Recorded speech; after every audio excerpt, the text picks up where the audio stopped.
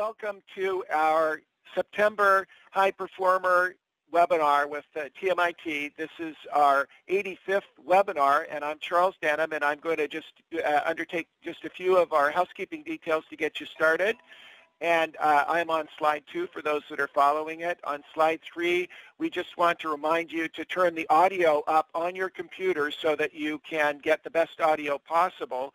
And if you're having difficulty with audio, on slide 4, you'll see you can click on participants and see a little phone icon in the left lower corner of your screen. And if you click on that, we can provide you a direct access to a phone line. I'm on slide 5. If you do not have the slides, go to www.safetyleaders.org. Look in the upper right quadrant of the landing page on upcoming events, and you can see the webinar. Click on that, and it will take you to where you can download the slides and where we will add additional slides or resources in the future. I'm on slide 6, and I wanted to remind you that both of our speakers are best-selling authors of terrific books. Bill George, the author of True North, and now True North, Discover Your True North, with a significant update, and John Nance's books, who we're all familiar with, Why Hospitals Should Fly, and his other wonderful books. On slide 7, we want to remind you of the social media access opportunities. And on slide 8, our purpose. Now, our purpose is we'll measure our success by how we protect and enrich the lives of families and caregivers. And this topic that John Nance will be covering today really is a key issue regarding patient safety and caregiver safety. And our mission, as always, is save lives, save money, create value in the communities we serve. I won't read the disclosure statement, but no products or services will be discussed on this webinar. No pharmaceutical device or service products will be discussed, and that's on slide 9. And it's such a delight to have Bill George, John Nance, and Dan Ford, one of our leading patient advocates, as speakers and reactors. And with that said, I'd like to turn things over to Dan, and Dan will give us a 30 to 40 second grounding statement to help us focus on what our purpose is today. Dan? Thanks, Chuck, and I'd like to welcome everybody listening and participating in this webinar today. The last 2 summers, I had the wonderful opportunity of serving on the faculty of the Telluride Emergency Leaders and Patient Safety Summer Learning Experiences with John Nance. These are 4-day workshops. Participants were medical, resident, and medical and nursing students. And one of the points that I emphasized strongly with the residents and students in each of these workshops was the idea of knowing your true north. And I referenced Bill George, the author of a book along this line, in a very good concept. I suggested that the students would be tested during these early years and during their career as to who they really are and they need to know. I read True North by Bill several years ago and am totally in sync with this concept and have shared it broadly. We're in for a treat today with both of these outstanding speakers. They are honorable people, they are inspiring and knowledgeable, they have much common sense, they have passion for leadership that causes constructive change, and they want to share their knowledge and life experiences with us today. They each know their true north. Look forward to your talks, both Bill and John. Thank you, Dan. Wonderful introduction. So my job right now, before we get to our speakers, is to quickly go through what our polling highlights of our real-time research with you over the last few webinars has been. And as those of you that have been watching our webinars, and by the way, this is our 85th sequential monthly free webinar, and we've delivered over 150,000 hours of continuing education. And you know that we focused this year on the top 10 patient safety concerns for healthcare by the ECRI Institute, ECRI, and the top 10 technology hazards. And it turns out that if we look at the 2 lists, there's a significant overlap between them, and we've covered that in our prior webinars. However, I'll draw your attention to number 9, which is cybersecurity, the critical issue that is now a patient safety issue with contamination of medical records, and the fact that the laws have not caught up with protections and safeguards there, which John will be covering. But I wanted to remind you that we covered these topics, and these are the answers to your questions. One question that we had was, would you like to join a community of practice addressing EHR, electronic healthcare record, errors and harm.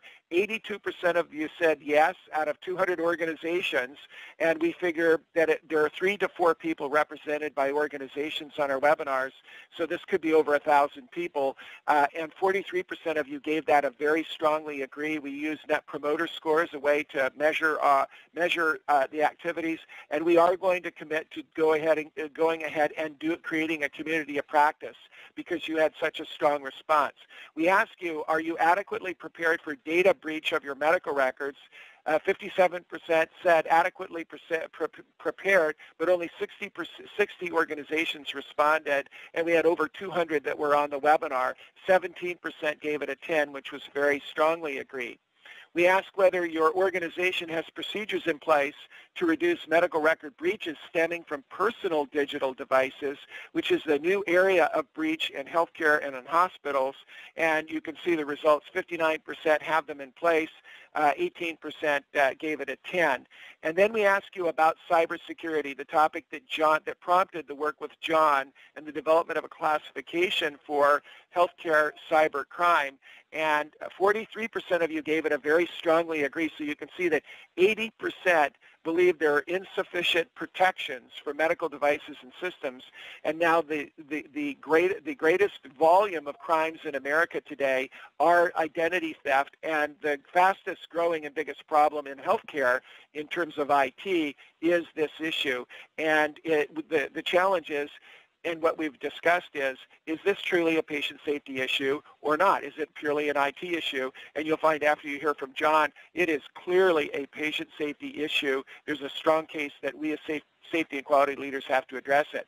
So in the news, we just want to remind you that the Office of the National Coordinator of the Obama administration released a report in April that stated that healthcare supplier EHR companies and medical groups are actively blocking access to medical records. And we were shocked. We were floored. It took the wind out of our sails because we thought that this very slow adoption was because of passive neglect, lack of initiative, lack of ambition to do good, but not active blocking of access to medical records.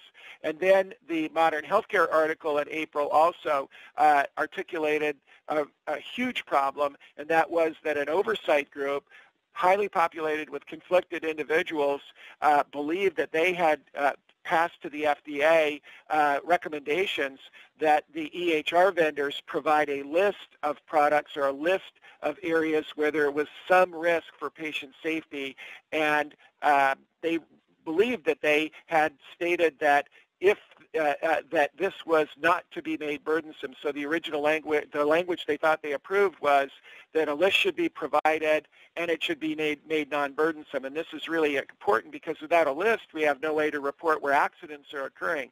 And the final recommendations in the specifications came out that the and had been converted to an if, which was an original version of the language, which basically leaves us with no list of patient safety risk areas, with the fastest growing and greatest risk area in patient safety. We thought that this cartoon was kind of cute. Your previous provider refused to share your electronic medical records, but not to worry. I was able to obtain all your information online, and we thought this was kind of painfully funny because thieves can get your medical records, but you can't. And so just in the news, we don't have time because we would love to have Bill and John have the most time possible. There are a number of articles that just hit week after week after week over the last 2 or 3 months on the patient safety risks in electronic healthcare records. And Bill, we are definitely in a crucible here where we critically need leaders who are going to step up and protect patients and families, because the number of errors and harm and lack of performance and now the limited access is key. So to set Bill up, this is a slide, a very busy slide, but we covered the top 10 potential leadership targets in 2013 that we would cover and then study and work on with you as this audience. And Bill, you can see that that our audience gave 39% of our audience gave a 10 to the need to have integrated teams and integrated care focus, and you could see risk identification, critically if you look further down on the number 9 issue, 38% of our audience said that governance, board training, and patient safety was critical. And as one of our leading board members, and when we introduce you through your bio, one of the top people, I think, in the world on telling people how we really need to be good trustees of organizations, this remains to be a critical issue. So as we now move to Bill and ask Bill to share with us his new findings and share with us his new book, which we sent out in the invitation a way to get the new book. It's dramatically expanded. I've had the wonderful opportunity of being an advanced leadership fellow at Harvard and knew Bill from many years back when we helped merge the company called Premier, which was a group purchasing organization. Met Bill then met Bill at Harvard, and he led our group of 14 advanced leaders along with Bill, along with Don Berwick and Rosabeth Moss-Cantor and David Gergen and a number of 6 co-chairs of this program through a wonderful year of really learning what it means to take on great leadership opportunities and transition our lives towards lives of service. Bill is an MBA. He's a professor of management practice at Harvard Business School. He's taught leadership there since 2004. He's the author of 3 best-selling books that we highly recommend. The True North is now update, as well as the 7 Lessons for Leading in Crisis. And in addition to this, he's developed books on how to lead small groups and workbooks on how to put this book to work. And so often we get books that are written and they've got the high level platitudes or strategies, but Bill's done the really hard work of giving us manuals, and we have given these books to many teams of folks that are on this audience, that are in this audience, to lead small group teams. And Bill, after 10 years at Medtronic, where he had unprecedented explosive growth and led a great company to an even greater work, in his first couple of years, he attended 2,000 operations along with clinical cohorts and clinical leaders, and really learned our business that is healthcare. So there's no better, I think, person to tell us and lead us in how to take the crucibles, these challenging issues that we face, and find our true north. And Bill, thank you very much. We're so grateful. You've spoken before. You've actually written an article with us covering this topic on our last webinar, and we're just so grateful that you took the time to help this audience. Chuck, thank you so much for having me on, and welcome everyone. It's a privilege to be on. The work that you're doing is so fantastic. And yesterday I had the opportunity, just a little preface, to do the keynote at Mayo Clinic, a conference they're having for people around the country, around the world, on the subject of leadership and the science of healthcare delivery.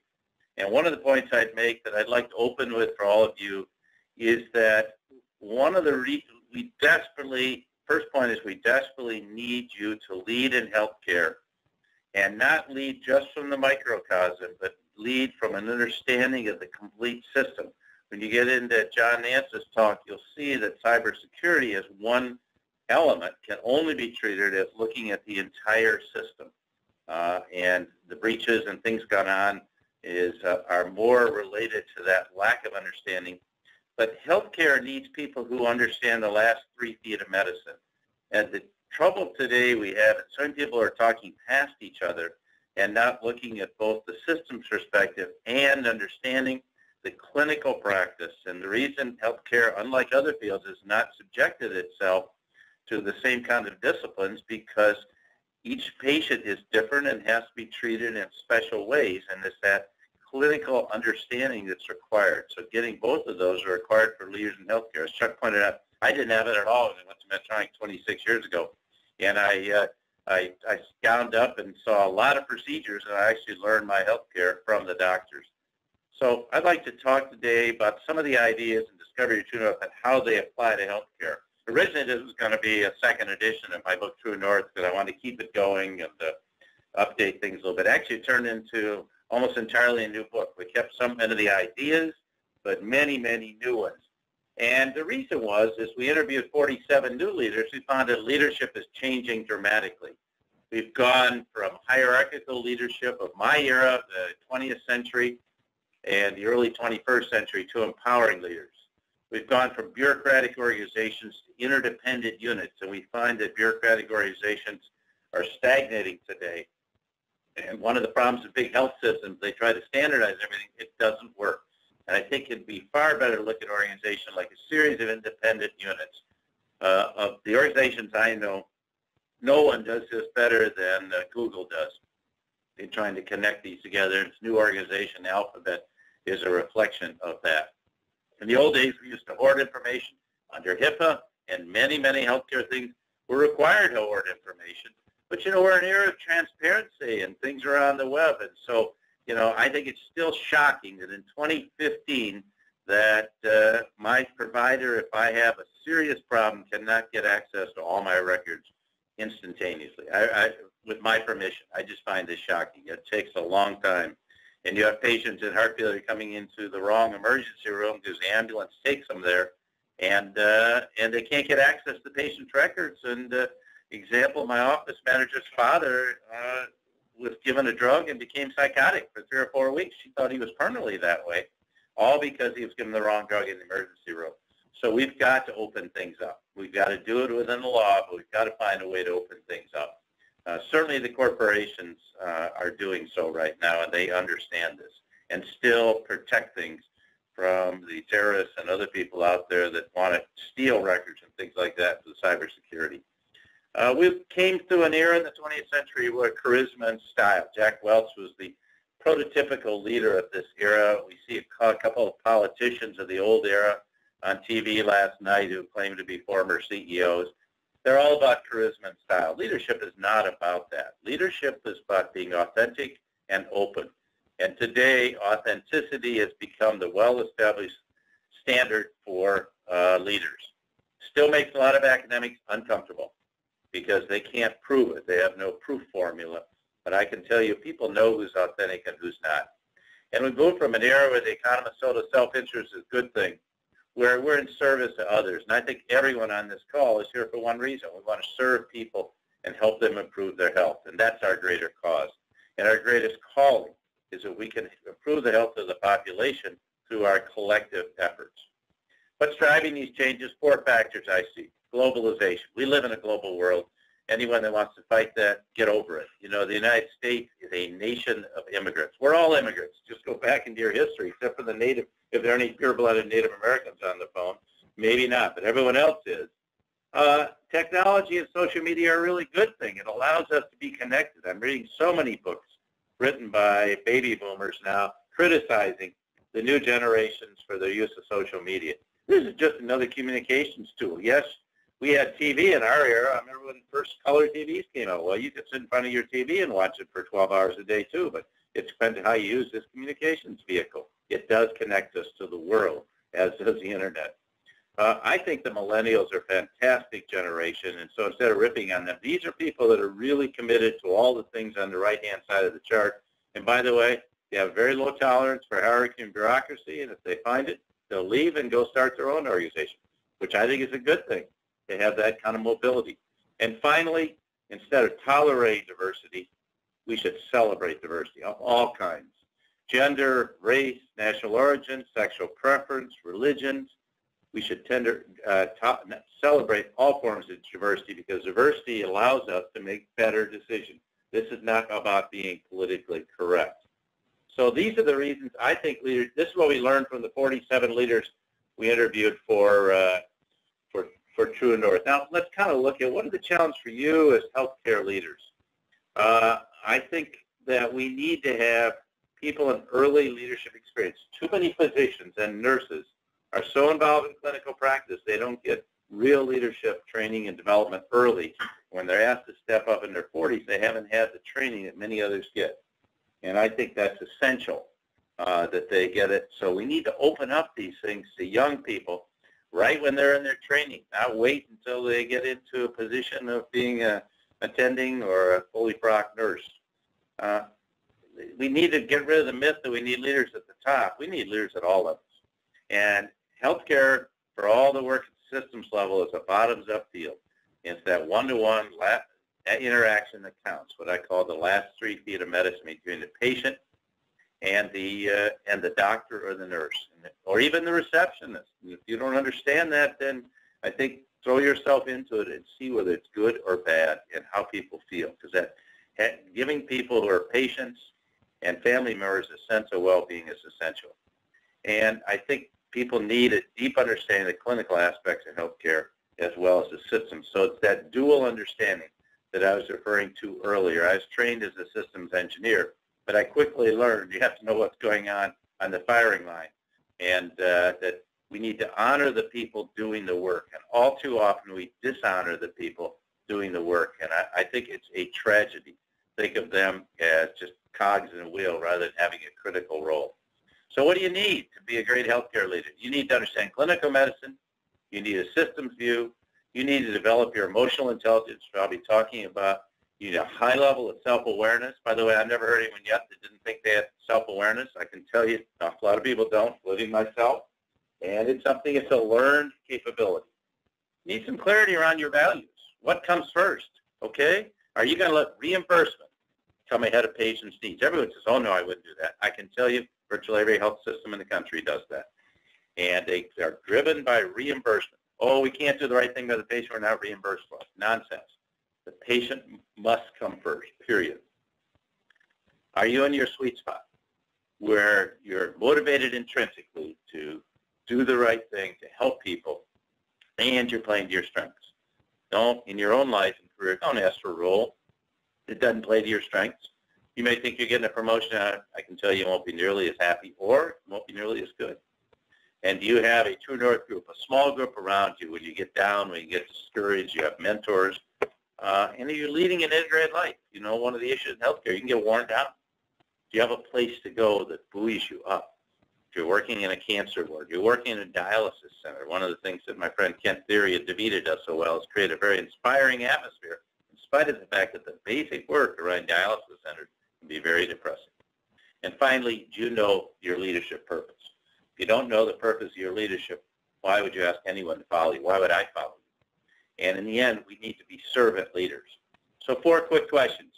How will you discover your true north? This is not a generic true north, or this is about your true north. And how are you going to continue to develop it? This is a lifelong thing I'm continuing to develop. I was out with a group of high school leaders today, 400 of them, and it was very, very inspiring to see, you know, they correct me, they're not millennials anymore, they're Gen Zs. Okay, thank you. So how do you continue development? And how are you going to fulfill your leadership purpose? And then we have to be more global leaders because we have people all over the world coming into our systems. Okay? Got my slide here. There we go. Well, people ask, why does leadership matter? In every organization I've studied, especially in healthcare, makes the difference between success and failure. I saw one of the great healthcare organizations in the world go downhill because they went from a great leader, and the board thought they wanted to research it with a lot of NIH grants and a big lab, and they brought him in and gave his wife a big fat job, very highly paid. I tell you, they lost sight of clinical medicine, and they were one of the great clinical medicine sites in the world. That's not good. And as I study the root cause of why organizations fail, remember the old Columbia HCA? You know, look at those failures. Tenet before Trevor Federer arrived. It's failed leadership, okay, under Jeffrey Barkaloo. Why did they fail? I think leaders focused on short-term over the long-term. That's one of the issues now we have with for-profit entities in healthcare. Many represent for-profit entities. Nothing wrong with that. I represent one Medtronic. But if you if you sacrifice the long-term for the short-term, shame on you and your organization. But the worst cardinal sin is you put your self-interest ahead of your institutions, because in the end, it's all about building the organization. We're stewards of good organizations. Even if you own your own company, you need to have that kind of approach. Well, why did they fail? I studied, since I went to Harvard 12 years ago, I've studied well over 200 leaders that failed. You know, I've never found one yet that failed for lack of IQ. Above a level 120 IQ, Dan Goleman's research demonstrates conclusively that the differentiating factor in leadership is not IQ, but EQ. People lack the emotional intelligence. And what do I mean by that? They lack the awareness of who they are. lack self-awareness, or they're unable to face reality and admit mistakes. I watched Rick Wagner take General Motors into bankruptcy because he couldn't face the reality they were making cars and trucks people didn't want to buy. If you have a patient problem, you need to acknowledge that straight away. If you caused it, if you're a doctor or a nurse and you caused that patient's death, you need to acknowledge it, because how else are you going to fix it? Or they lack passion for the mission of their organization and its values. Medtronic's mission was restoring people to full life and health. I used to tell people, if that doesn't turn you on, you're in the wrong place.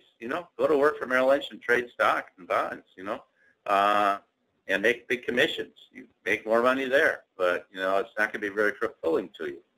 Or they lack compassion for their patients and the people they serve. And I think we all, no matter what part of healthcare you're in, we always have to keep in mind our patient that we're serving. Or they lack an empathy to the people they work with. People are going through difficult lifetimes. They're feeling stress. And that's why so many healthcare organizations become toxic. You would think healthcare organizations would be the last ones to be toxic. And yet many of them have toxic environments that are very unhealing to people and don't give them a sense of well-being. Or they lack the courage to transform their organizations. I can't tell you how many healthcare CEOs I've talked to who aren't willing to make the changes they need to make to the healthcare that they see coming because they can't get reimbursed for it. And I said, you've got to do the right thing and let the reimbursement follow, and you will figure out how to make the numbers work. But if you're not, so think about those qualities: passion, compassion, courage, empathy. These aren't matters of the head. These are matters of the heart. I learned many years ago from Thich Nhat Hanh, the famous Buddhist monk, who said the longest journey you'll ever take is the 18 inches from your head to your heart. And if you think about passion, compassion, empathy, courage, we can't teach those in the classroom. We learn those through life experience, and no place better to learn them when you're in healthcare, because they're in front of you every single day, no matter what element you're in. My mentor was Warren Bennett, who died a year ago. Said I learned a lot from him when I read his first book on becoming a leader in 1989. The most dangerous myth is that leaders are born. That's nonsense. In fact, the opposite is true. Leaders are made rather than born. Leadership is character. It's not just a superficial question of style. And a lot of people confuse leadership with style. That's why they look at people with different styles on different days as being inauthentic. They're not. They just have to adapt their style to the circumstances, situation. If you're in a crisis, your style is going to be different than you're in a team building session. But in this character comes from who we are as human beings and the force that shaped us. And his final comment, the process of becoming a leader is much the same as becoming an integrated human being. Do you consider yourself an integrated human being? I hope so. So what is an authentic leader? I'm going to go over this quickly because this is not your typical definition of leadership. It really describes what leaders do today. They align people around a shared mission and values. That's our job. And they empower others to lead. It's not about exerting power over people. It's about serving all the stakeholders, your patients, the physicians, the nurses, everyone who's there, all the employees, the sanitary workers, the receptionists, and getting a spirit of collaboration.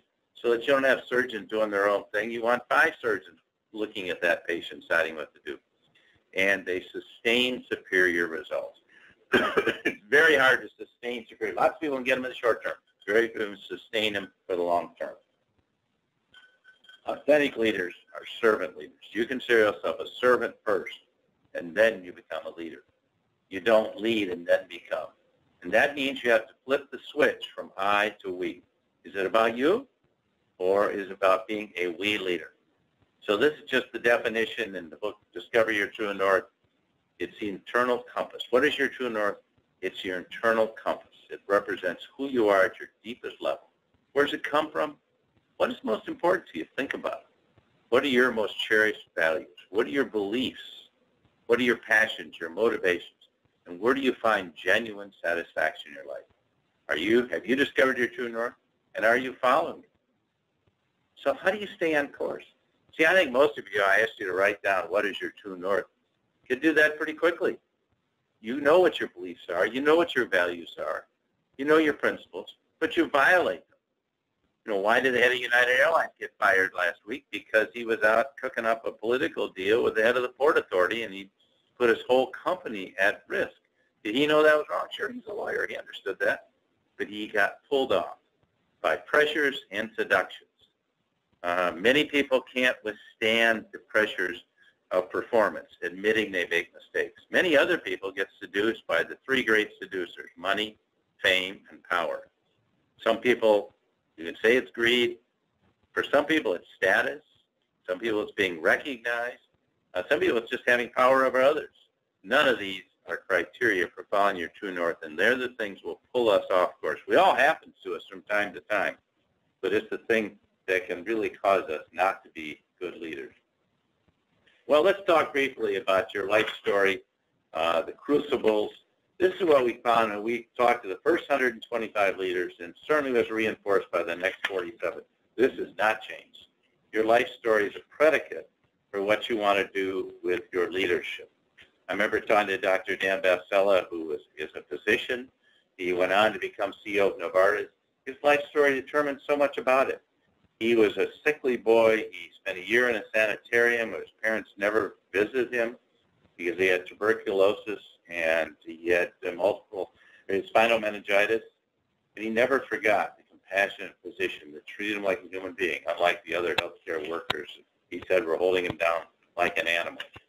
And that's that. Then he watched his sister die when he was 10. His other sister died when he was 12. His father died in surgery when he was 13. And his mother went away to work in a distant city and became a rebel. But then he decided, I want to make something of my life. I want to be like that compassionate physician. And that's what brought him to where he was. So he had a very intense life story, and he went through very severe crucibles. I met the youngest person in the new book, a young man named Taylor Carroll. When he was 11, he was diagnosed with leukemia, very advanced form, Philadelphia A1 chromosome. He was told at 11 years old, personally, by his doctor, that he had 2 weeks to live. His parents wouldn't accept that diagnosis. The whole family moved from Orange County to Seattle. He was treated at the Fred Hutchinson Cancer Research Center with a Novartis drug, Gleevec, and he developed graft versus host disease. Unfortunately, I think it's Brian Hansen, one of the great physicians in this field, was there. And today, and then he was told when he went through 4 years of sheer hell, finally came back and was told he couldn't get a high school degree. And he said, no, I want to go to Harvard. Yeah, he worked and worked and worked, and he now is a junior at Harvard College. But beyond that, he found his gift of singing, of giving people hope. And he has a beautiful voice. And he's devoting his career now to become a singer-songwriter. So he found his sense of purpose, as did Ken Frazier, the CEO of Merck. Do you know that Ken Frazier, one of the new people we talked to in the book, his grandfather was a slave, and he got his father out of South Carolina, and he went to north of Philadelphia, and Ken saw his mother die at 12 and saw his father's faith in going through that. Ken stayed away from the gangs outside the door, even with no daycare in inner city Philadelphia. Eventually got a scholarship to Penn State, and he got a scholarship to Harvard Law School. Today, he's CEO of Merck. His passion, his commitment, based on his life story, as his father said to him, Kenny, what are you going to do to continue the narrative started by your grandfather who was a slave? And Ken's carrying that out through breakthrough drugs at Merck, and he's under enormous short-term pressure, but he never succumbs to those pressures. And I think that's so important. I had a defining leadership experience in the middle of my career, and I was losing sight of my true north, becoming CEO of Honeywell, running for office, trying to become CEO, wearing cufflinks, which I don't wear, trying to say just the right thing to impress the board of directors. I was losing it, guys. I was working way too hard, grouchy at home with my family, and, I finally one day had a flash in the mirror driving home. Went home and told my wife what I was feeling. She said to me, Bill, I've been trying to tell you this for a year. You just didn't get it. And I realized that I was chasing a title, not what I really wanted to do. I didn't even like going down and looking at valves in the boiler room.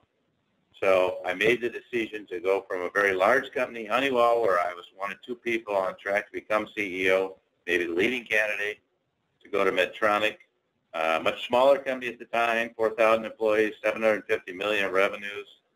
And and had the privilege of understudying Win Wallet for 2 years, stepping up. I knew nothing about clinical medicine. As Chuck said, I went out and gowned up, put on the greens, worked with doctors, and that's how I learned about medicine through the eyes of the doctors. And it was one of the most powerful experiences of my life. I never forgot that every patient matters. And the thing I'm proudest about my 12 years in Medtronic is when I arrived on the scene, we were restoring 300,000 new patients every year to full life and health. Today, that number's grown to 15 million new patients who are restored every year by the company's products. That's what I'm proud of. You can look at the market cap, you can look at the stock price. At the end of the day, no one really cares much. But anyone whose life was saved by a Medtronic product for extended 10 years for their father, where their son had a good life with diabetes because they got a Medtronic pump, that makes the difference. So that became my defining leadership experience. So what's yours? What's your life story? What are your crucibles? What are the challenging times you faced in your life? And what has helped define you? Are you doing now what you're really passionate about? Because don't spend your whole life doing something you're not passionate about, just saying, I need to earn a salary. You can earn a salary a lot of places, but you may not have a full-length life a lot of places. I like Steve Jobs' advice. It's drawn from the Stanford commencement address, about a 30-second vignette that it really taught me a lot. When he says you can't connect the dots of your life looking forward, but you must connect them looking back.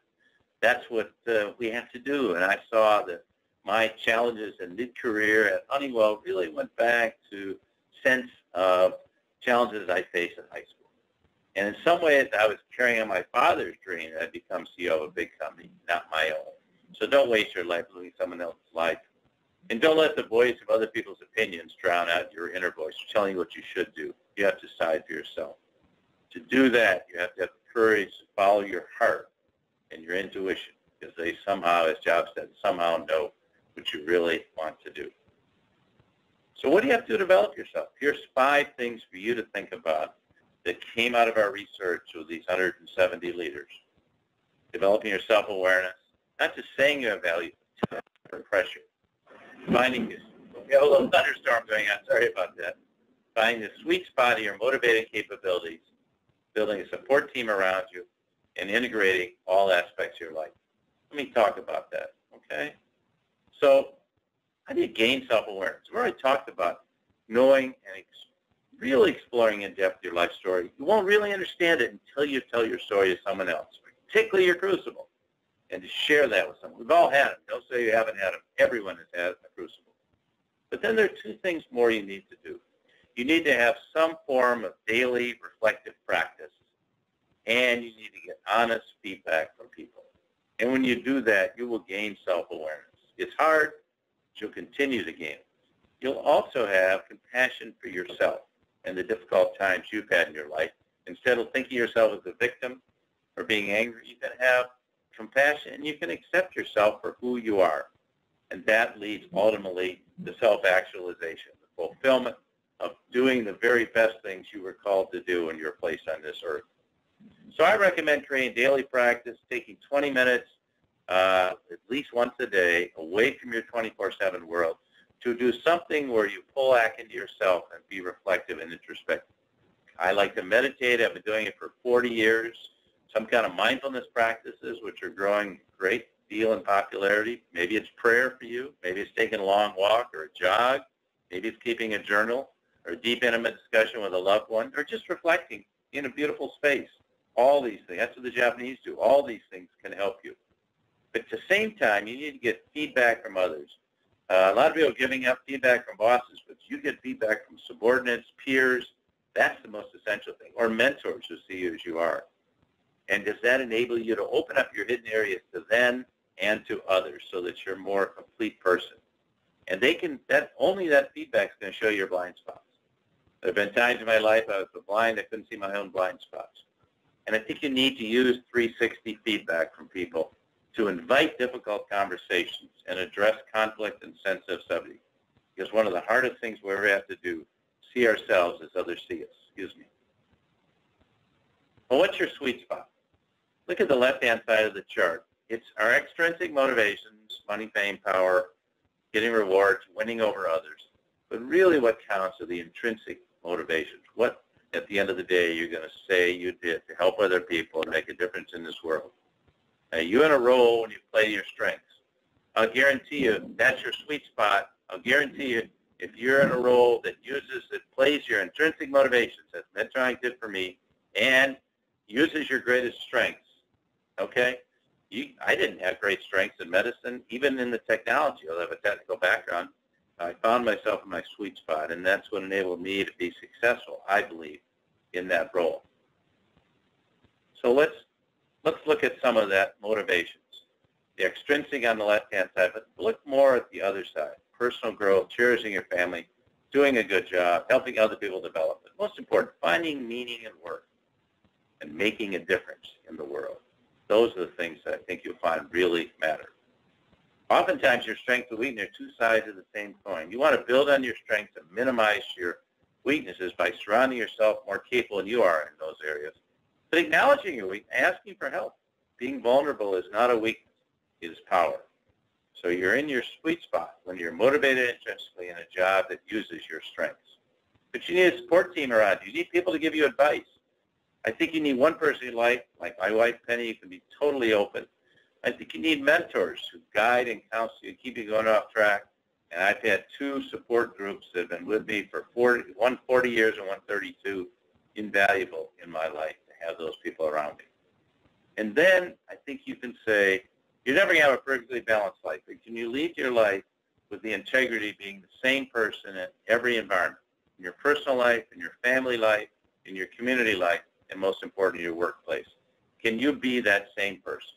That's what I mean by being an integrated leader. There's never going to be perfect balance, but if you can be that same person, you can lead with integrity, then you will be a great leader of the organization you're in, and you'll go on to lead other organizations as well. So I tried to capture all these ideas and discover your true north, and I hope you'll find them useful. I'd love to get your feedback on the book because there's 101 stories of leaders in there, because I think it really is about stories and understanding our lives through our stories. I want to go back and just in closing ask you to think about, what is your story? What's been really important to you? Are you spending enough time with introspective tools and thinking about that, being reflective on your life and knowing who you are? So to close out this session, let me say that I want to quote Nobel Peace Prize winner Albert Schweitzer. He said, "I don't know what your destiny will be, but one thing I do know. The only ones among you who will be truly happy are those who have sought and found how to serve." You're a servant leader. You recognize that you're there to serve other people, and that's where the ultimate fulfillment in life comes from. And nowhere in life could there be more fulfillment than in healthcare. I think you can find fulfillment in any walk of life, whether it's designing an automobile or a computer or being a plumber or electrician. But we have the benefit in healthcare knowing that we're helping other people be restored to full life and health. And it's a noble calling. I just want to thank you for the work you're doing. So thank you very much, Chuck, and I'll turn it back to you. Well, thank you, Bill, so much. I just love that you had Albert Schweitzer as your closing quote. And one of my favorite quotes, I have a bust of him actually in my office right here. And I love the other quote: "The true worth of a man is not to be found in the man himself, but in the colors and textures that come alive in others through him." And Bill, you've really done that, and I've known many people who have been really profoundly affected by these concepts that you've brought to us, and through some of the other work that you've done with your True North groups, and been through your program at Harvard after I was an advanced leader fellow, and they're just terrific. So we really, really recommend them. We're going to transition quickly to John, so then we can have John and Bill interact. And the slide you see before you is just one of the many publications that are saying what an enormous issue that we've got going on in medical cybersecurity. It is just a wonderful opportunity to work with John. We had John down recently to shoot video for an upcoming project, and both Bill and John have been in our films, our Discovery films, and John just brings a very rich and varied professional background. in patient safety, he helped pioneer a real renaissance in patient safety as one of the founders of the National Patient Safety Foundation. John is a lawyer. He's an Air Force and an airline pilot, a prolific internationally published author. He's a national broadcaster today with ABC, a renowned professional speaker. I think what's most important about John is that he is just an enormous intellect who can convert a lot of information into actionable things that leaders who are finding their true north can really do. He's logged many experiences, as Bill has, with national interviewers, and John has been on Larry King Live, PBS, Oprah, Nova, Today Show. He's written 20 books. The acclaimed Why Hospitals Should Fly is a must-read for anybody that's starting out in patient safety. He's also written 5 nonfiction and 13 international fiction bestsellers. He also has written with Kathleen Bartholomew, his wife, and the recent book Charting the Course in Ending Nurse-to-Nurse Hostility, Why Nurses Eat Their Young and Each Other. So he really is the ideal speaker to tackle this new area of healthcare cybercrime and medical and professional identity theft and vandalism, which is a brand new area. And many of us would think, well, gosh, is that in our domain of patient safety, quality improvement, performance improvement? And I think John will make a case through a classification that we've worked on with him on this topic. John, it's such a privilege to have both you and Bill on, and it's just, I told John earlier today as he was continuing to polish as he would just before he would make a flight, always double checking and making sure that everything is just right, that he really is one of my personal heroes, as is Bill. So John, it's great to have you tackle this new and challenging area. Well, thank you, Chuck, and it is a privilege for me to be here. And for Bill, I appreciate everything you said. As a matter of fact, there's something I want to add, if you will grade it as a professor, and that is the definition that I have used for a long time on leadership and what leadership is. I've always said that a good leader measures his or her prowess and worth as a leader by how well that leader can extract, orchestrate, and apply all the human talent entrusted to that leader. And I'd sure like to get your feedback on that later, Bill, because I think it's important that we keep on learning at all times, to say the least. And this is exactly what I have been in the process of doing, learning and being very startled at the situation that we have developing in front of us with cybersecurity spilling over into becoming literally a real threat in patient safety in numerous ways. And I had not thought about some of these before the last number of months, and I'm sure that many of you have not either. But I normally, as many of you know who've heard me speak in person, I use very few really detailed slides. I'm going to make an exception to that today because I think it's very important that we kind of codify, if you will, or at least put in very precise terms what we're talking about, because this is an area that is about to explode. First of all, when we take a look at what's already been put out there, the ECRI publications that have mentioned top 10 patient safety concerns for healthcare organizations, and as you can see, the health technology hazards for 2015, put as number 9 in this particular list. And I think it's important to note cybersecurity insufficient protections for medical devices and systems. Well, that is the perennial tip of the iceberg. And when you look at that, it's easy to say, well, that's probably an IT problem, but it is so much more than that. And I want to kind of examine this with you as more of a societal problem that is getting out of control, and that we've got to not only deal with in terms of its essence, which is people having unauthorized access to and then misusing information that is on a server or a computer or in any form involving the internet. But let's take this by the numbers, if you don't mind, and let me lay my predicate here. First of all, classification for identity cybercrimes. And a cybercrime, by the way, is anything involving a computer, anything involving a network.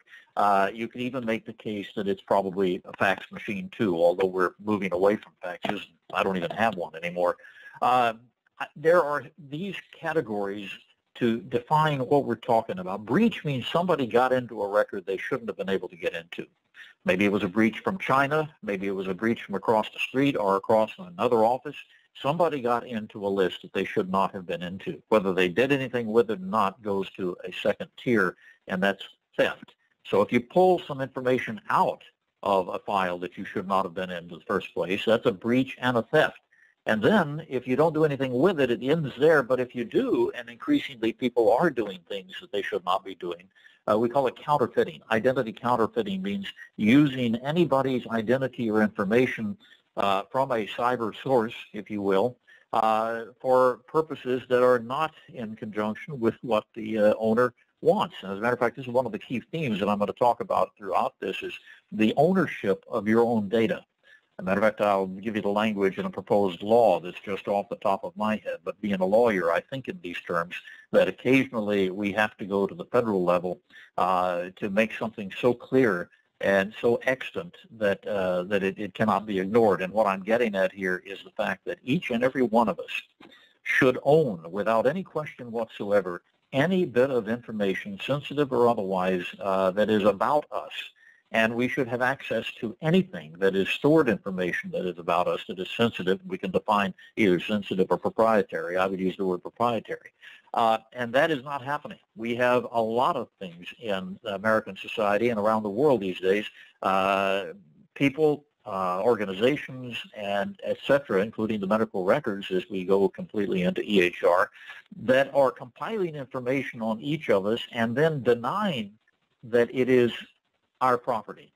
And this has got to stop. This is something I think is going to be incredibly important as we move into the next 10 and 20 years, with computers not just a major part of our lives, but even to the extent of almost controlling certain aspects of our lives. So let me go ahead with this.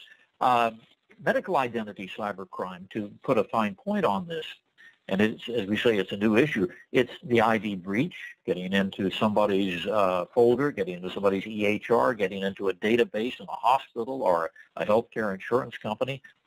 Theft, pulling that out of there, counterfeiting it, and then we get into the reality of what's going on here, which is damage, contamination, or vandalism.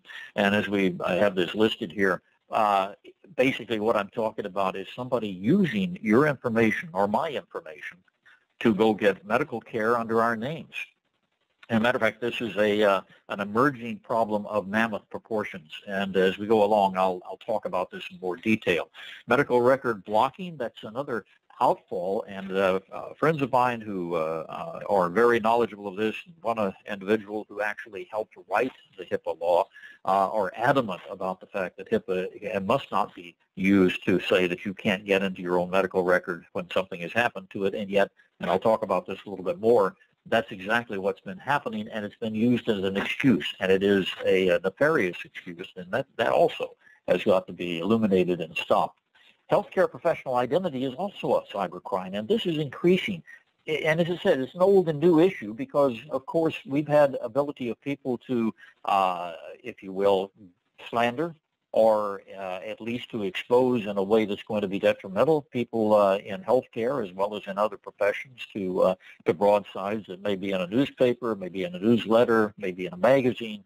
But the fact is that now this is instantaneous, and the damage that can be done for unprincipled attacks on someone, unprincipled up to and including failing to support a particular attitude. In other words, you're making an accusation and you've got nothing to support it and it's wrong. We can flash it around the world almost instantaneously and do immense damage before the individual even becomes aware that they've been a victim of this. Part of this also involves theft and counterfeiting and professional publication fraud and misconduct. And this is actually a growing problem that I think we have to pay great attention to. And let me just say this before we go on. The reason that I'm making a point of this is because we do not have a methodology in the United States especially, or in North America, and I would submit around the world, to identify what the best practices are in medicine. We try to do this through publications. The New England Journal, the American Medical Association publications, and many others are attempting to form a nexus of consensus, if you will, over time of how best to handle particular medical problems, medical procedures, all aspects of medical care. But the problem is we have no central authority or central source. It's arguable as to whether or not that would ever work, but we've got to improve. Right now we only have about 18 to 19%. That's my figure, and it's arguable. But of the procedures and methodologies that are available out there to doctors and nurses and hospitals, that can be standardized or said to be standardized. IHI, Institute for Healthcare Improvement, did some marvelous work on this 11 years ago in coming up with the bundles for instance, ventilator-associated pneumonia and central line infections. So we've made great progress. But there is no central repository. Consequently, we look to papers. And when those papers cannot be trusted for various and sundry reasons, and I'll get into some of this, we have a very dangerous situation.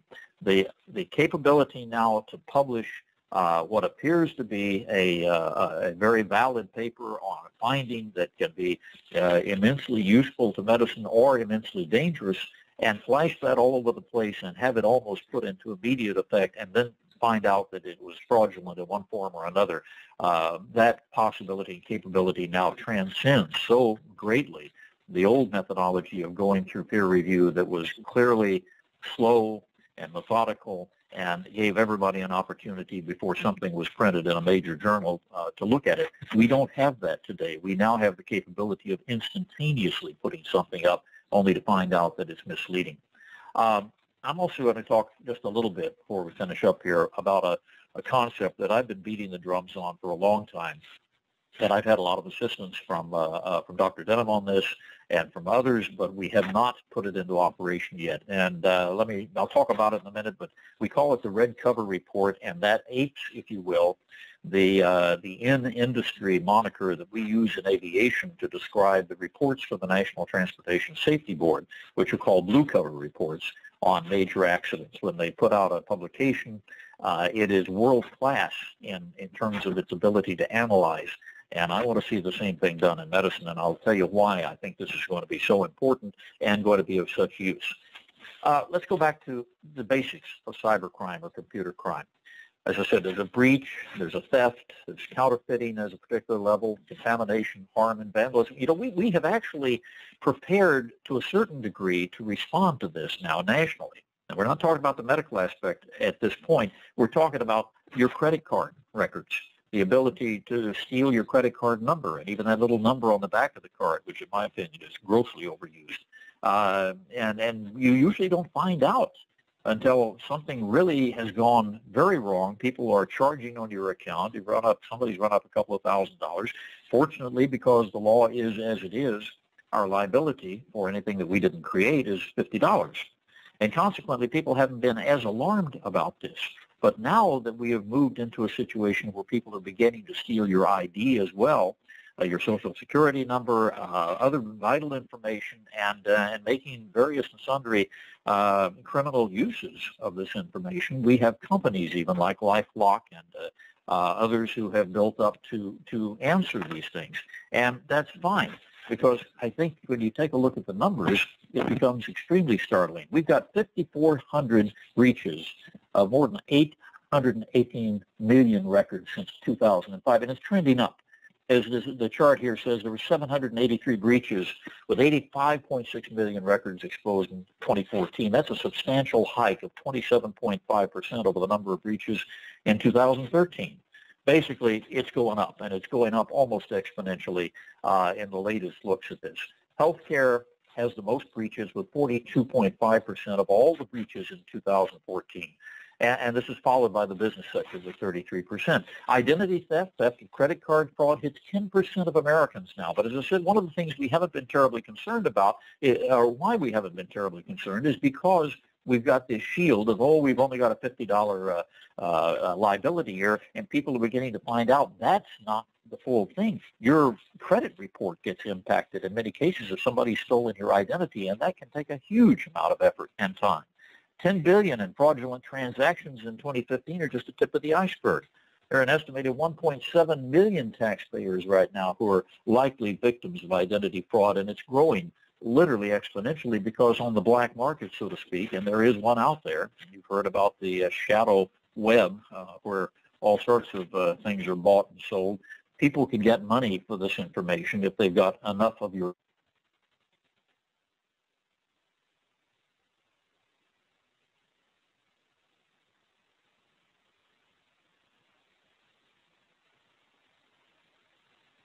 Have we lost audio?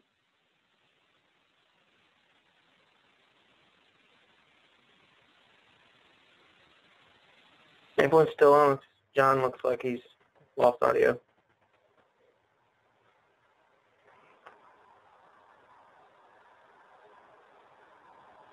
I presume our audience can hear me. When John, I'll take over for John right now, and could you ping him and let him know that we've lost him? Sure will. So fortunately, we John and I worked on this presentation together, and so going through the identity cybercrime or computer crime numbers give you kind of an impression of what is actually going on, and it's just a backdrop to medical identity theft. Kyle, would you please give me the ability to advance the slides? And we did this in order to be able to at least put a context on what's going on with medical identity cybercrime. So in the case of medical identity cybercrime, the breach, theft, counterfeit, and the damage and contamination is very, very important because the laws have not caught up with the identity cybercrime issues, and we don't have protections for patients and for caregivers. And so we'll go through those quickly. This is a must-read article. This article was in the Wall Street Journal recently. It's August 7th issue. You can get it by going ahead and looking at the source there and then doing a Google search. Because of copyright issues, we did not want to post it on our website. This is one of the most informative articles you can imagine. How identity theft sticks with you and with your hospital bills. And basically it articulates what's happening, which is your identity theft is stolen. It's much more valuable than just your credit card number because the information can be used to be able to submit a tax return, as well as your payers can have fraudulent claims be made. You don't know it, and in terms of hospitals and healthcare providers, they don't know it's not you. And what happens is enormous charges are generated, and the patients and families who are hit by this don't know that they're racking up enormous bills. And then when they try to contact the healthcare organizations or the payers, the burden of proof is on them to prove that they are not the user of the services, and it's very hard to prove something that you don't know about. And then many are using the HIPAA laws to prevent them from seeing it. So they're losing their credit rating and having enormous impact. And so this chart comes from that article as well.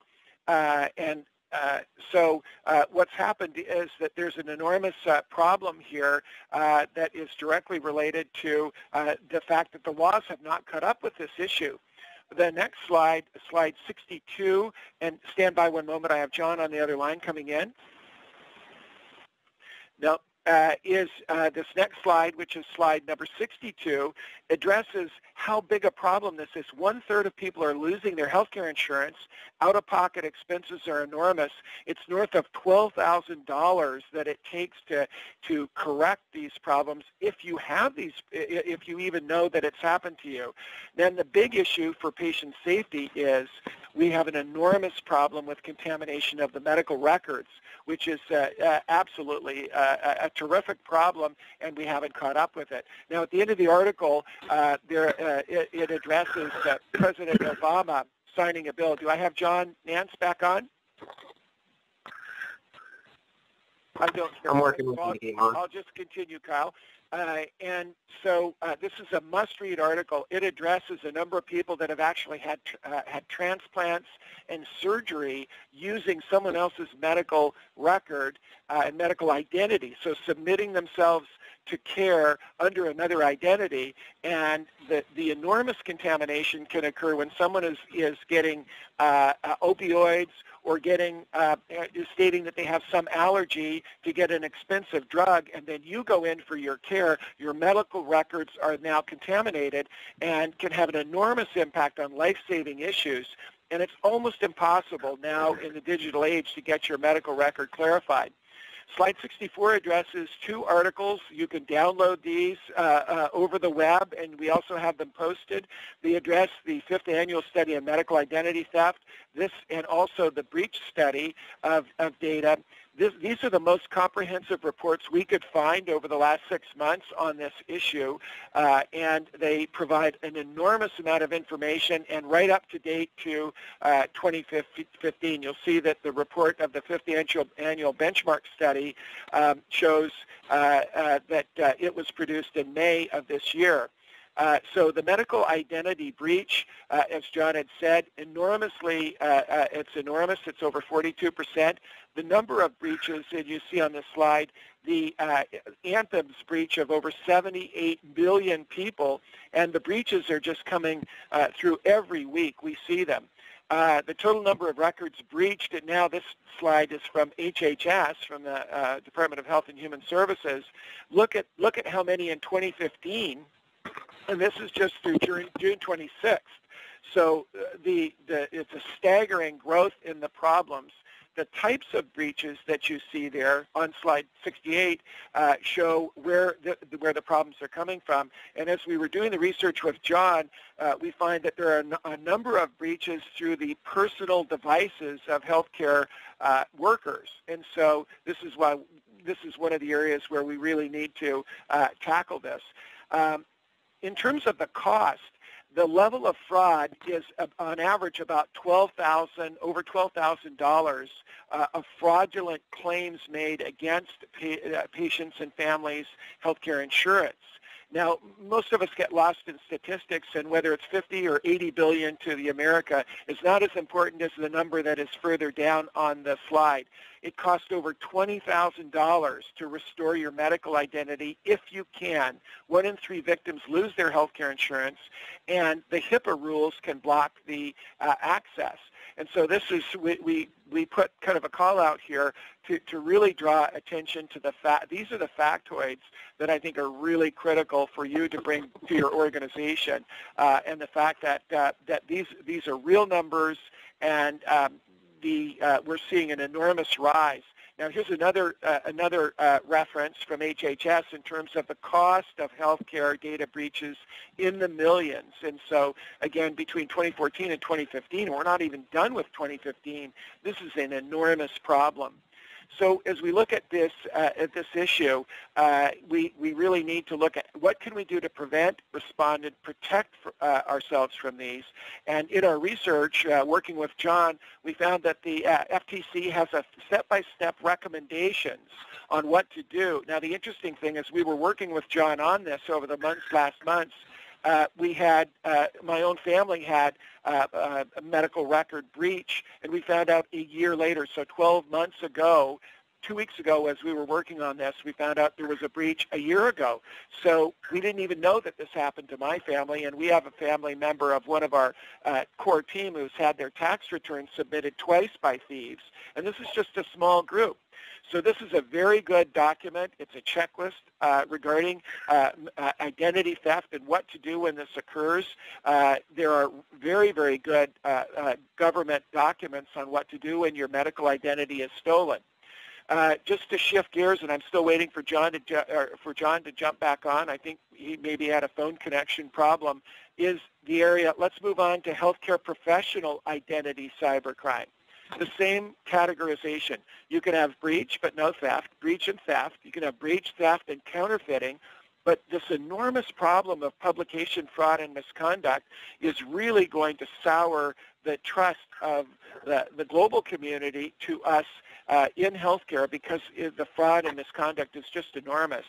And there is professional identity or your reputation contamination, damage, or vandalism. And there are very few things we can do to respond to it because it's so new. So as we look at this and look at the numbers, we'll skip down to professional publication fraud and misconduct. Fraud and misconduct are up 10x since 1975. The number of articles are up 44%, but fraud and falsification are up 10 times. Sham peer review by physicians targeting other competitors is on the rise, and even the AMA has addressed this. Sham peer review and fraud by authors is on the rise. There have been journals that have had to pull as many as 60 articles because of rings of, and these are people we trust, authors who have put together sham peer review rings so that they recommend someone to review an article and it turns out to be them. Professional identity contamination, damage, and vandalism of Wikipedia bios, which has happened to some of our speakers even this year that you would know. And prevention and response to this is a key issue, and this means that it hits the caregivers. Now, this next issue is just an example. People would think, well, oh, this never really could happen. This actually happened while I was editor-in-chief of the Journal of Patient Safety. My first action as editor-in-chief was have to retract this article. John, I'm right here. John, do you want to take over? I think I'm back. Hear me? Okay, good. Yes, I do. And I apologize. If I were... Your timing couldn't be better. If I were given... You can pick up with the airline pilot who said he was a doctor, a PhD, and take us from there. Well, I was going to say, if I were a conspiracy theorist, I would figure that maybe the cyber guys out there who we're talking about interdicted my telephone. At any rate, this fellow who you see grinning at you here and who wrote the paper, Understanding Interdisciplinary Healthcare, embarrassingly is one of our own in aviation. He's a captain, or was a captain for United Airlines, and he had been translating a lot of what I'd been doing and others had been doing from the aircraft or Air Carrier Advanced Qualification Program and CRM to action among the doctors around the country, and he was very sought after as a cardiologist. There was only one problem with that scenario. Mr. Hammond, Captain Hammond, had been falsely representing his academic qualifications to the extent that he was not a doctor. He wasn't an MD, he wasn't a PhD. He was a complete and total fraud. Now, unfortunately, a lot of the things he was saying were correct, but because he contaminated them, it made it very, very difficult.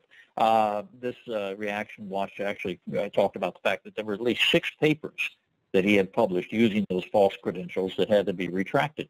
And this is just the tip of the iceberg in terms of the number of times that we have had papers and other things that people are dependent on that have turned out to be so bad in one form or another, or poorly supported, or just in some cases fraudulent, that they've had to be withdrawn.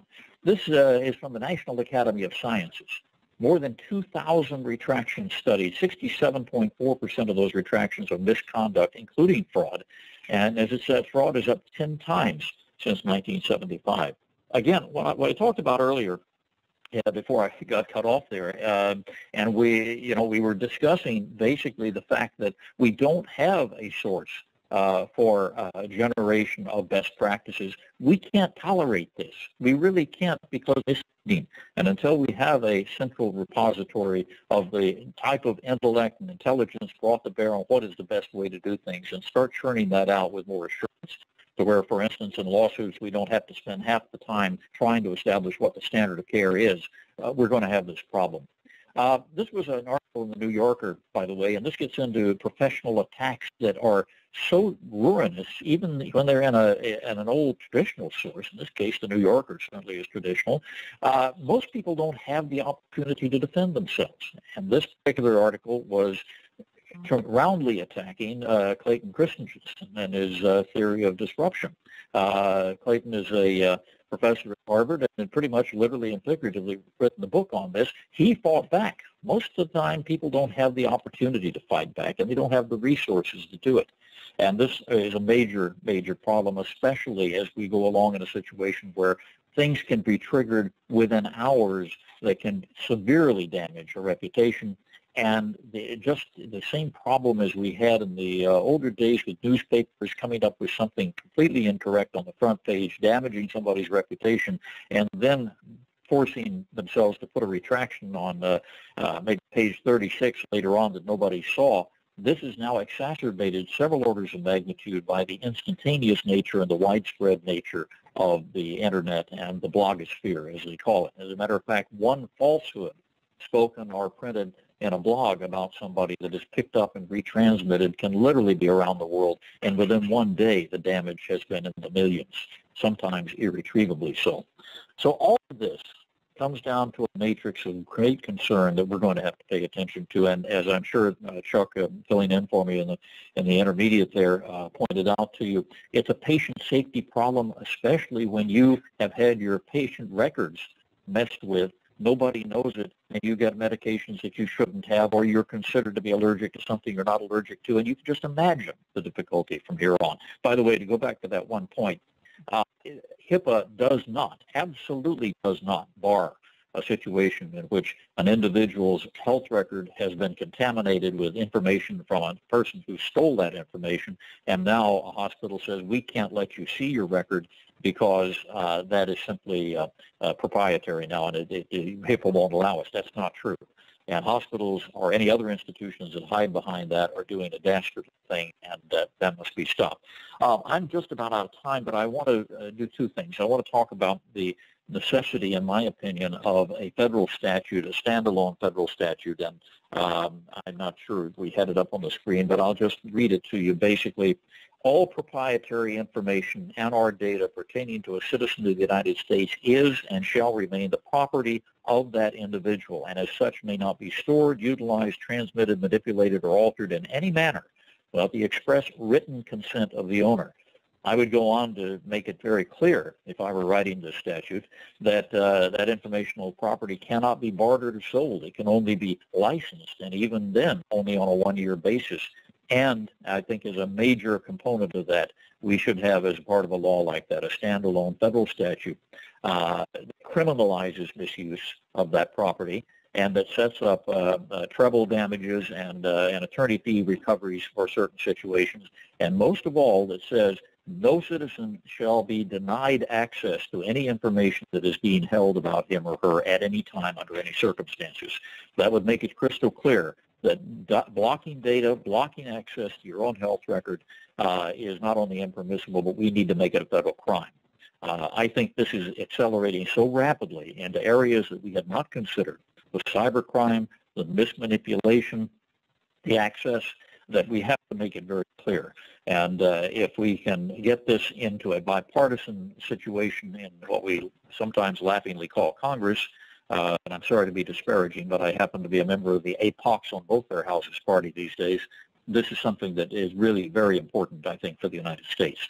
In October, we'll talk about the red cover reports more. I'm out of time now because of this disruption, but this is absolutely true that when you look at any occurrence in which something has gone wrong, somebody has been harmed, getting the full story out is so important, and having access to the facts and the background facts, and not falling victim to the let's find somebody to blame position. Now, that's one of the ways that the red cover reports can be very useful. Chuck? Thank you very much, John. And Kyle, make me the presenter, and I'll just advance the slides to set us up for our discussion. And right at the very end, we'll introduce what John will be covering. However, what we wanted you to see on slide number 86 is we're just going to poll you while we have our interactive discussion, and we wanted to draw your attention back to the Modern Healthcare article. And in this article, it addressed the fact that the report that went to the FDA regarding healthcare records, the committee, it has been reported, so we're just reporting what others have reported, that the committee recommended that vendors should be required to list products which are considered to represent at least some risk, and a non-burdensome approach be identified for doing so. For whatever reason, the final specification went back to if, which was the preliminary wording which the committee, we are told, changed. And what this did, according to Professor Koppel from Wharton, totally deactivated the opportunity for us to get a list of areas for the EHR to report risk. So if you're in support, what we want you to do is, if you're in support of this being changed and that this being re-reviewed, we'd like to check you as a poll. I believe we need to pursue having the EHR vendors be required to list products that represent at least some risk. If you're in agreement that you need to have a list for where you as a safety or quality or CEO need to have such a list, because it won't happen now that this has been changed or the committee's findings didn't go through in a proper manner, we need to act on this. This is an opportunity to put some pressure to get that list that was actually recommended according to what has been reported.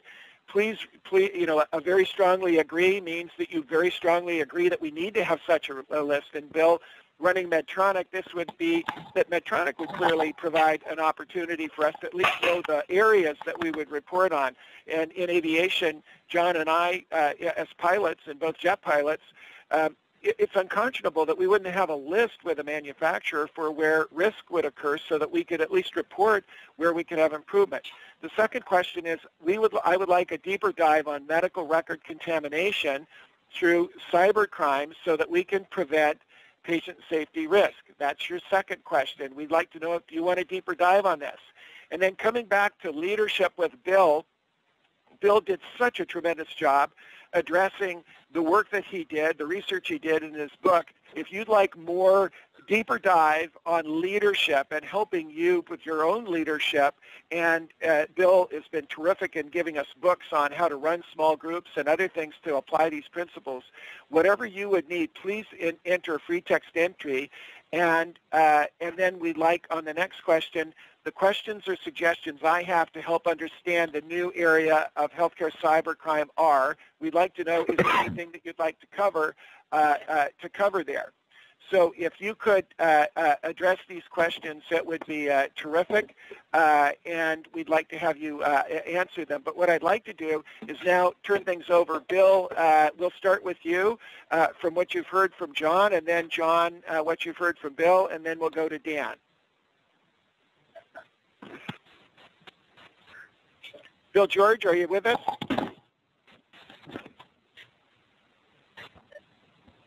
I'm here. Can you hear me? Yes, sir, we can. We'd like Okay, I want to ask John. Go ahead.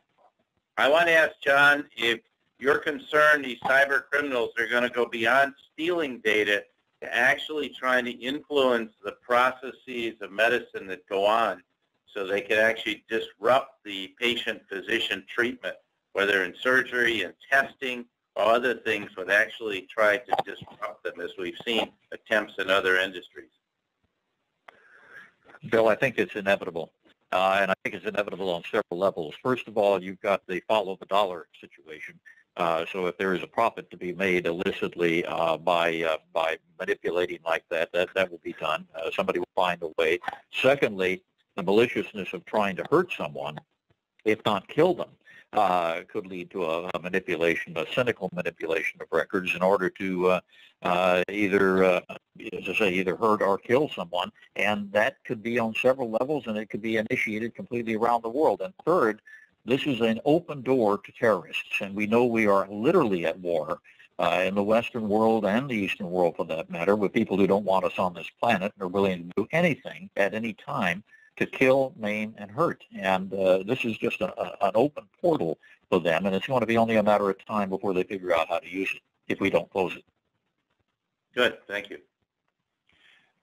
Bill, John, you kind of got a little disrupted there. I tried to kind of carry the water for you, but from what you heard Bill describing and your experience, you've got terrific experience in leading boards and teams through understanding patient safety and quality. Are any comments on what you heard from Bill, and any questions to Bill?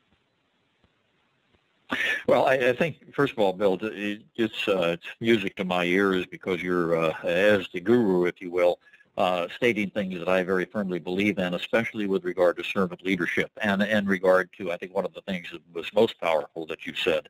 And I'm very well aware that you're one of the progenitors of this, is the idea that if you really want satisfaction out of what you're doing, serving the greater good is not only part of that, but it's a central element. I think we need to reconnect. We've got a lot of fine people out there who are very, very confused in healthcare today. They don't know what to do next. They don't know who to do it for. And I think that this really helps if people will pay attention to this. This is not just a corporation making money. And it's not just a corporation trying to keep the doors open in a nonprofit situation. This is number one public utility in the United States, healthcare. And we have to reconnect, and we also have to do what George Halverson warned us about. George, as you know, ran Kaiser Permanente for a long time, that we don't have a healthcare system in the United States, and we have to have a substantive, depressurized debate, not based on Republican or Democrat or liberal or conservative, on what our health care should look like in this country, because right now we don't have a system. Well, I agree with that.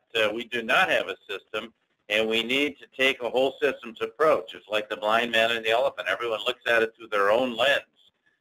We need to get the health insurers in business as something other than just making money and really want to improve people's health. And that's a big stretch. A lot of them give lip service to that. They don't actually do it. But I think our system clearly is not functioning that way. And unfortunately, the reimbursement practices have pitted people against each other, primary care against specialty care, very unhealthy. And so I think that's an essential element to move in that direction.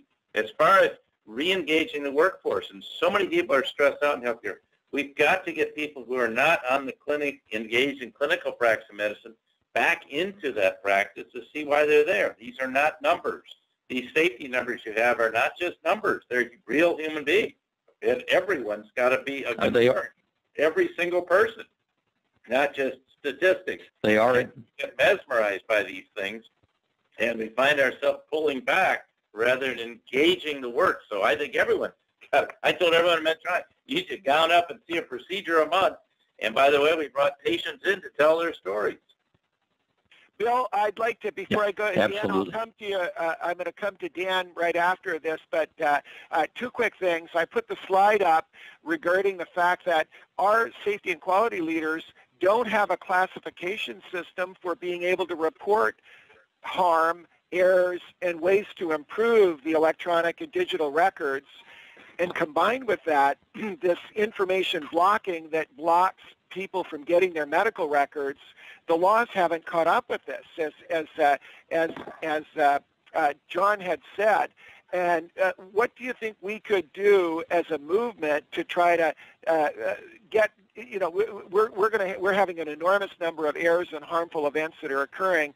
The IOM put a report together, and John and I actually wrote a paper on an NTSB for healthcare, and no one acted on it.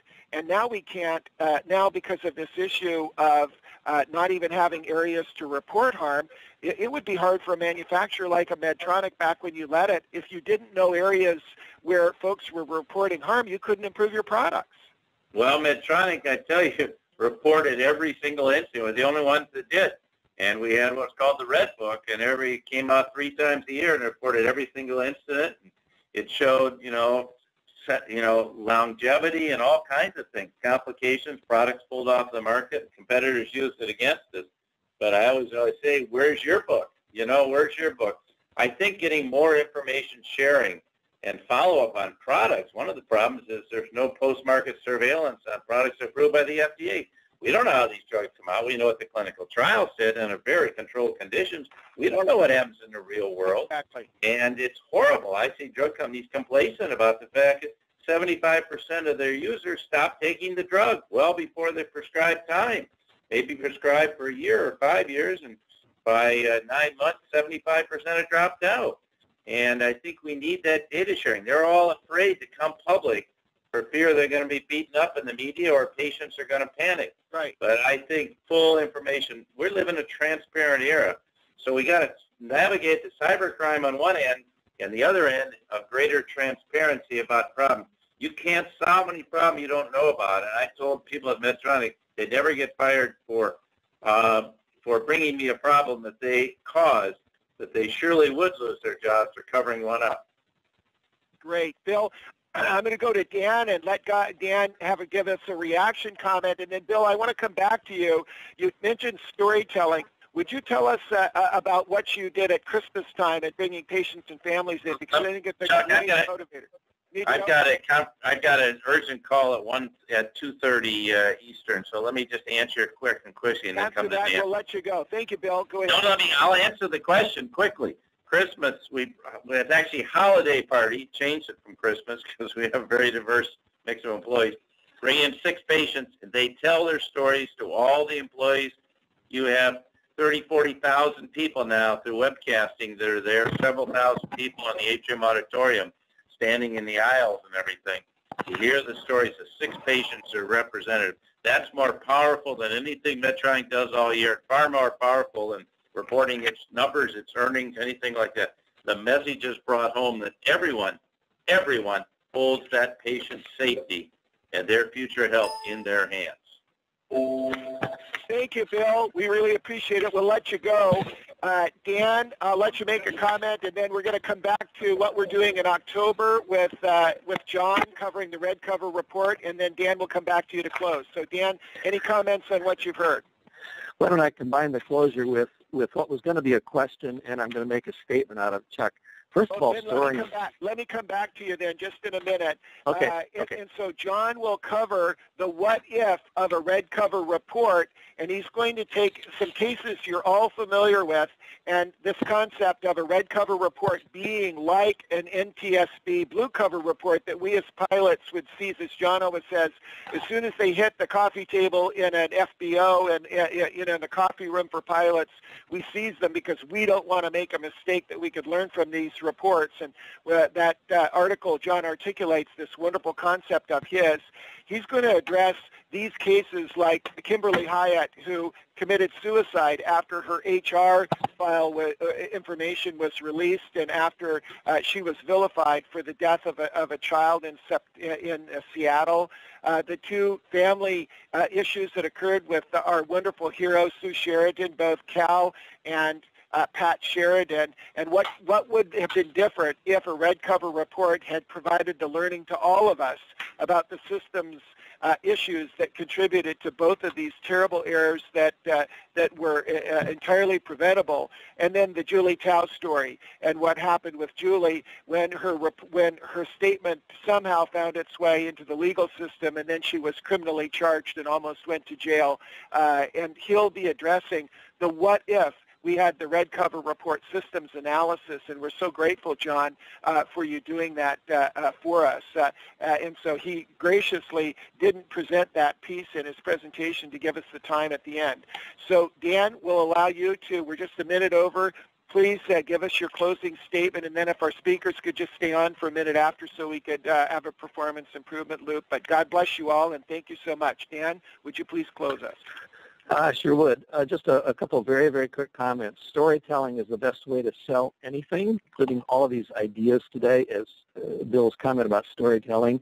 I come at this as an executive search consultant, now retiring, interviewed probably over 3,000 plus candidates over the years, plus a tragic medical error in our family, and I became a patient safety advocate.